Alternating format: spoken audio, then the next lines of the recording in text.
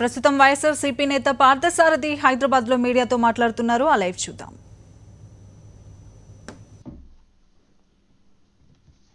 Terrorism అంటే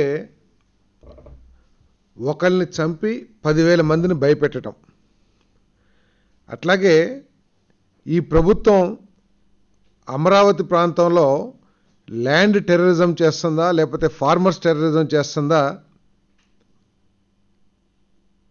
ప్రజలు అర్థం చేసుకోవాల్సిన అవసరం ఉందని చెప్పేసి నేను భావిస్తా ఉన్నాను. మొట్టమొదటి నుంచి కూడా రైతుల్ని ఆ ప్రాంత ప్రజల్ని భయపెట్టడం, భయపెట్టి కొంత భూమి లాక్కోవటం, మళ్ళీ ఇంకొక ఘటన ద్వారా మళ్ళీ భయపెట్టడం, ఈ విధంగా గత సంవత్సరం నుంచి కూడా ఈ ప్రభుత్వం అక్కడ రైతుల్ని భయాందోళనకు గురిచేసే చర్యలు చేపడతా ఉంది. ఇంతకుముందు ఇటువంటి ఘటనలు జరిగినప్పుడల్లా ప్రతిపక్షాలు వెళ్ళినా ప్రజా సంఘాలు వెళ్ళినా ఎవరు చేస్తున్నారో తెలియనట్లు నటిస్తూ ఎవరైతే ఈ ల్యాండ్ పూలింగ్ని వ్యతిరేకిస్తారో వాళ్ళని కేసుల్లో ఇరికించి పోలీసుల ద్వారా కూడా భయభ్రాంతులు చేస్తూ జరుగుతూ ఉంది. బోయపాటి సుధారాణి అనే ఒక మహిళ మా భూమి ఇవ్వము, తెలుగుదేశం పార్టీకి ఓటు వేయటం ద్వారా మా చెప్పెట్టుకుని మేము కొట్టుకున్నట్లయింది, మేము ఏ విధంగా బతకాలి మా పొలం తీసుకుంటే అని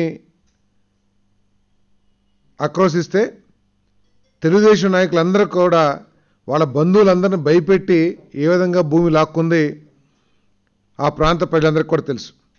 అదేవిధంగా గద్దె చంద్రశేఖర్ ఆయన 10 ఎకరాల్లో చెరుకు పంటని ధ్వంసం చేసి తగలబెట్టి ఆయన మేనల్లుడినే పోలీస్ స్టేషన్లో 10 రోజులు నిర్బంధించి వాళ్లే తగలబెట్టుకున్నట్లు స్టేట్మెంట్ ఇప్పిస్తానికి ప్రయత్నం చేసి భయాందోళన సృష్టించారు.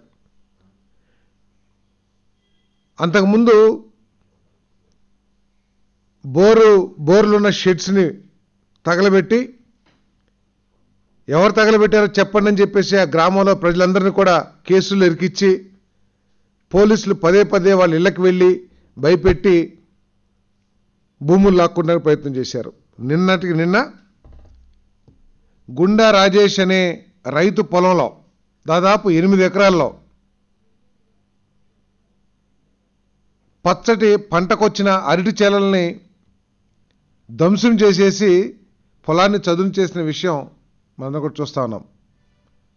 మొన్నటి వరకు అర్థం కాల ఎవరు తగలబెట్టారు, లేకపోతే ఎవరు షెడ్లు తగలబెట్టారు, ఎవరు పంటలు నాశనం చేశారు అనే దాని మీద ఎవరికి అర్థం కాల. కానీ ఈరోజు స్పష్టంగా అర్థమైపోతా ఉంది.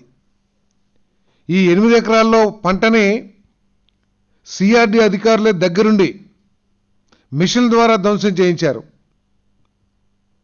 ధ్వంసం చేసిన తర్వాత అడిగితే ఏదో తప్పిదం జరిగిందంటున్నారు. ఈ సంఘటన బట్టి అర్థమయ్యేది ఏమిటంటే ఇంతకుముందు జరిగినవన్నీ కూడా తెలుగుదేశం ప్రభుత్వం చంద్రబాబు గారి సూచనల మేరకే జరిగినట్లు మనం అర్థం చేసుకోవాల్సి వస్తుందని చెప్పేసి నేను మనం చేస్తా ఉన్నా. ఇది చాలా దారుణం.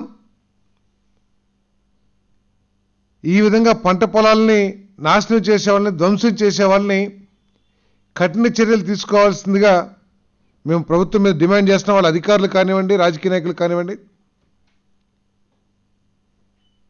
ఈ విధంగా భయపెట్టి అప్రజాస్వామికంగా ప్రజల చేత ఎన్నుకోబడిన ప్రభుత్వం ఈ విధంగా పనిచేయటం అనేది సిగ్గుచేటు.